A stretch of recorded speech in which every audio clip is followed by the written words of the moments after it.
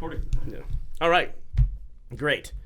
Well, hey, this is Bernie, and this is actually really, really different kind of a deal because we normally don't have guests in the podcast. We do. It's like people like friends from like locally, comic book artists, that kind of thing. But this is actually, I would say, one of our first celebrity guests that we've ever had on here.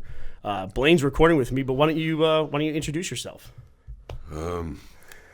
My name is Harrison Ford, and I'm very happy to be here. I think a lot of people are probably going to be shocked as to how in the world you and I know each other, Harrison. You want to explain that to people? You were a big Star Wars fan. I was. I watched it when I was a kid. And you started writing a bunch of letters to me and everyone else. Like 3 or 4. I mean, it was, yeah. But mainly you. I was a big Han Solo fan.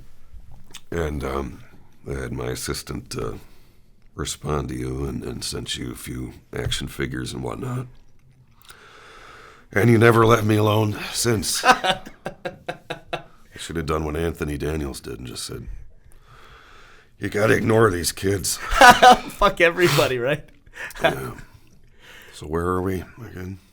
So now this is where you are. You came down to Austin, Texas. This is Rooster Teeth Productions. Now this is the company. Fast forward a couple of decades here now that I've grown up.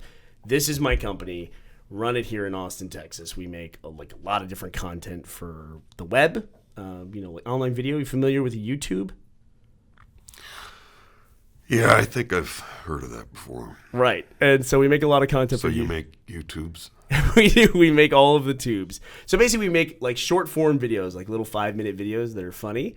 And then we upload to the YouTube platform, and then people like in their bedrooms watch it at home. And that's pretty much the whole thing in a nutshell. How's that a company?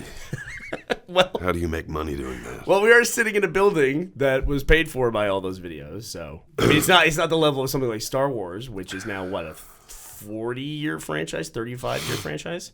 Yeah, about that. Yeah. You don't sound how do you all make excited money? by it. I don't really care anymore. Really? I guess in the beginning I did a little bit, but you just get older. And so how do you make all this money from people watching? What kind of videos do you make? Well, we make very little money on every single video, but then millions and millions and billions of people watch it. So, like, one of our channels, we have over 3 billion views. Of what? Of people that have watched the videos. But what are the videos that a billion people are watching? Well, like, for instance, we have one of our most popular shows we have is a show that I made called Red vs. Blue. As you know from all my letters, I was a huge sci-fi fan. I grew up being a big sci-fi fan. And so I took the video game Halo, and I used Halo to make a cartoon show. Then we put that online. It's like 5-minute episodes. And it's actually the longest running web series on the internet. So that's what 1 billion people are watching. I would say 1 billion people watch it, but we've gotten 1 billion views, which means across all the videos, they've been watched 1 billion times. You realize you could be using this platform to help the world, to inform people and disseminate information and news, but there's some of that goes on. Instead, not as many people watch that. It's a cartoon based on a video game. Yeah, pretty much. It's actually the video game used Fuck me, man. It's the video game used to make the cartoon. There's lots of Star Wars content online too. People will take clips from Star Wars and they'll make spoof trailers or mashups and things like that. Oh yeah, well then I'll sue their ass. Are you familiar with mashups? You ever watch any of those? No. I don't even know what you're talking about anymore. I know. It's all internet. I'm 72, Well, listen, then you probably would not understand one of our most popular shows we have today, which is when we came in here and we walked by the kitchen over there. And I remember the kitchen. Yeah. You remember the kitchen? You remember the group of guys that were like right off the kitchen? It was like 6 guys all huddled around video games, playing video games. Are those bronies? Is that what those are? One of them actually, believe it or not, is a brony. One of them is a grown man who will watch My Little Pony. I won't name him by name. I've heard about these things, and I don't want to know any details. So they're the Achievement Hunter guys, and they play video games, and millions of people watch those guys play video games together. Not even with a story or anything. They're just guys playing video games. You have your head in your hands. I'm starting to get very depressed right now.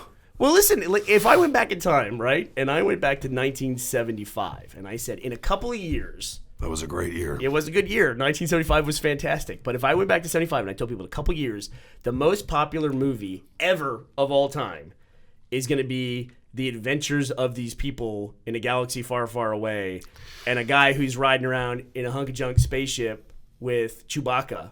You know Chewbacca, right? Right, I do remember him. Well, you're right. It was, at the time, a very unprecedented film and project. And while we were making it, me and Mark and Carrie were, this is going to be stupid. No one's going to watch this. Really? Yeah, we really thought it was going to be a giant failure. But, so you get the script and you read Star Wars, and you just sign on just on faith. Is that what it was? Well, my agent at the time thought it'd be a good. They wanted to get me into more action things, and they said this is a good action character, and it may not go anywhere, but at least it'll be something for your reel. You could just use it to get other jobs. Sure. Has it worked out well for you? It has helped. Star Wars did lead to other projects for me, yes. Right? Like you played an adventurer, detective, archaeologist. Indiana Jones. Right? A very, very good role. One of my favorites. Blade Runner. Probably one great one. of my favorites. How do you feel about them remaking Blade Runner? Have you heard about that? They do that to everything. Right. I mean, I give up. What of all your films you made? Which of your films is your favorite film you've ever made? Mosquito Coast. Is it really? Is that the best? I don't mean to laugh. I'm sorry. I'm not laughing at you. I don't think many people who are Harrison Ford fans would say Mosquito Coast is actually the epitome of his best work. I feel the most meaningful work I've ever done. Okay.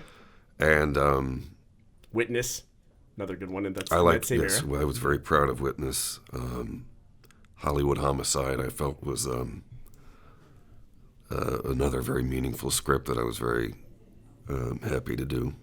How do you feel about, you talk about remaking stuff, how do you feel about, there's all this rumor right now about Indiana Jones going on and making additional movies and then recasting the part that you made world famous? How do you feel about that? Well, as much as you feel like you own a character, in reality you don't. Giant companies and corporations own these things, and they can do with them whatever they want. So if they want to fuck it up by putting Guardians of the Galaxy, that tool, in one of my roles. Wow. Have at it. It's yours to fuck up. We buy a ticket and go see it? Fuck no.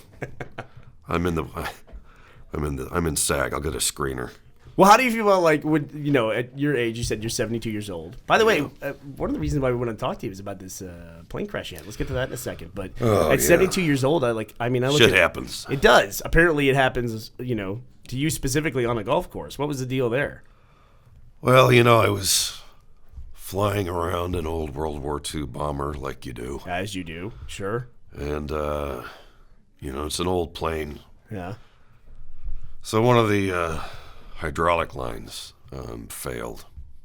So I lost lift and crashed into a fucking golf course, man. Luckily, there was dozens of doctors because you crashed on a golf course. Right, yeah, a bunch of Indian rich doctors came running over. I was high though. It fixed you up. So you luckily got out. So you just have a couple cuts on your face. So luckily you came minor, out. yeah. And I sprained my wrist and a couple of not a big deal. But you're used to that. You're known for having scars on your face. Right, I already have one on my chin. I just figured I'd add more to get another few to match. Yeah, now they'll have to come up with something in every movie. Hell, I already broke my leg on the set of the Star Wars movie, with the door falling off. Are you allowed to talk about that? What the hell happened? Some of these Union dipshits don't know what they're doing. Well, it is the Millennium Falcon, right? Now, let me ask you a question. How many dumb Millennium Falcon jokes have you had to heard since the plane crash and the accident on the set? You're used to flying a hunk of junk and that kind of thing. Quite a few. Because I'd like to make the joke, but I feel like I'd be the billionth person to tell you that. This is your podcast, man. You know what a podcast is? I'm in the... Well, you told me what it was earlier. I did. I had to say I did remember the word. Yeah. And Blaine, listen, Blaine's over here. I want to say, Blaine, I asked you to come do this because I know you're a huge Star Wars fan. You want to say hello? Yeah. Had a couple of questions actually prepared if you wanted to talk about it. Oh, that sounds wonderful. I'm a huge Star Wars fan, actually. So. Who isn't? Yeah.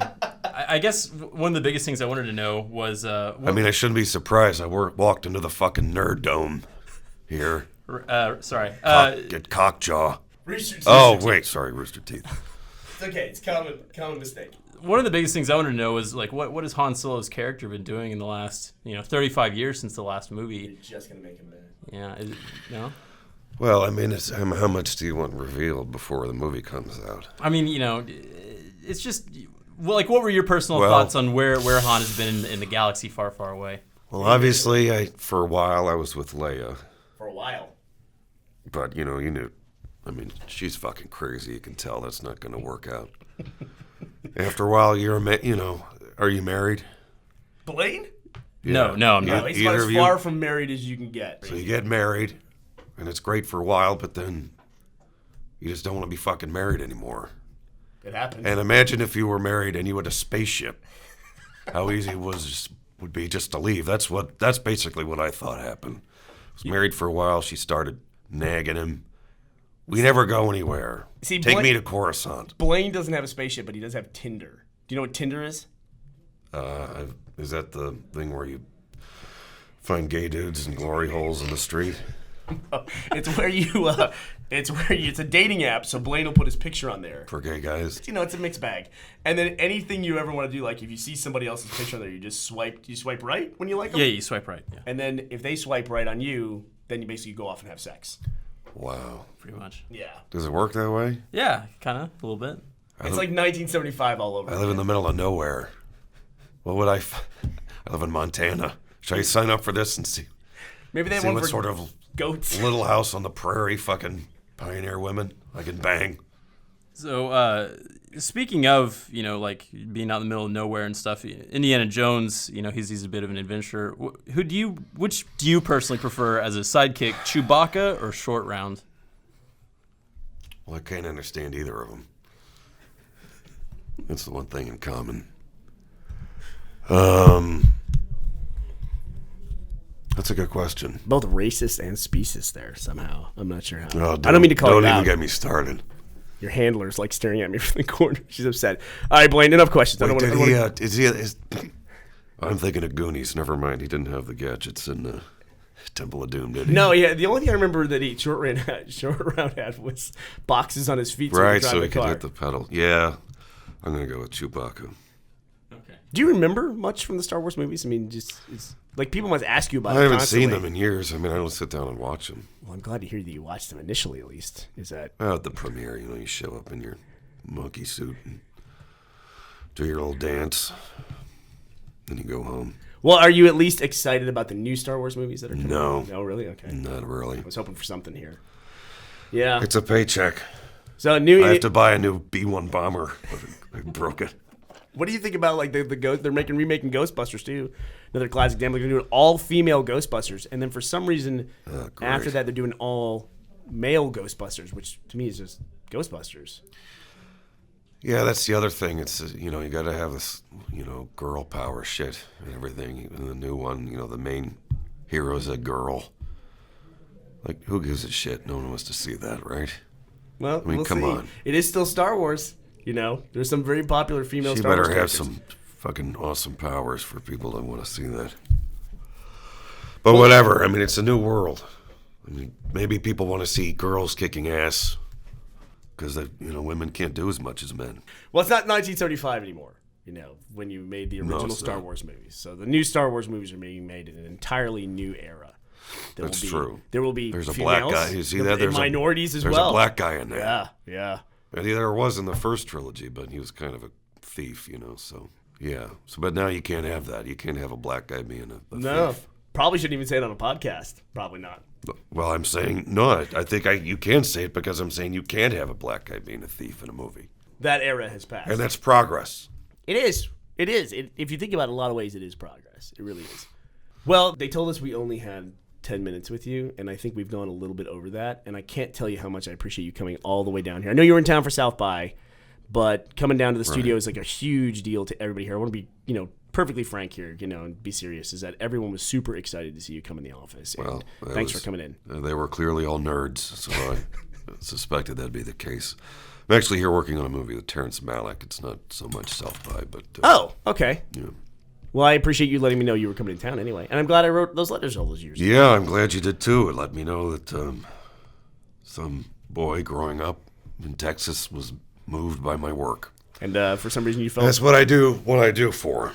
you felt compelled to respond to a 5-year-old kid. Changed my life.